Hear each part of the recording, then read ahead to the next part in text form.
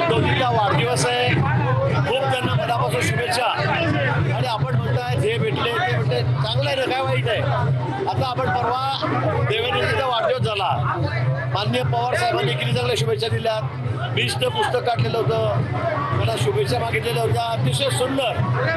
आणि उद्धवजींना सुद्धा आम्ही विनंती केली होती, त्यांना सुद्धा पत्र दिलं होतं देवेंद्रजींना शुभेच्छा देण्यासाठी, त्याने सुद्धा अतिशय सुंदर अशा शुभेच्छा दिलेल्या आहेत। मला वाटतं राजकारणाच्या ठिकाणी आहे, आम्ही काही सतत भांडतच राहिलं पाहिजे असला विषय नाही आहे, पण वाढदिवस असा एक प्रसंग असतो की त्यावेळेला सगळं मनमिटाव करून आम्ही एकमेकांविषयी जी वस्तुस्थिती आहे, जे सत्य आहे ते बोलत असतो।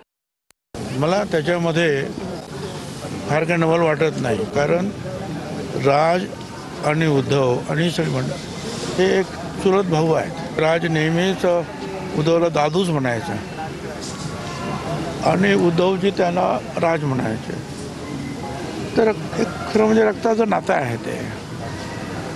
त्यामुळे ते जर गेले असतील तर आनंदाची गोष्ट आहे। काही राजकीय कारणामुळे दूर झालेले भाऊ एकत्रित होत असतील आणि वाढदिवसाच्या निमित्तानं शुभेच्छा देत असतील तर वाईट वाटायचं काही कारण नाही कोणाला।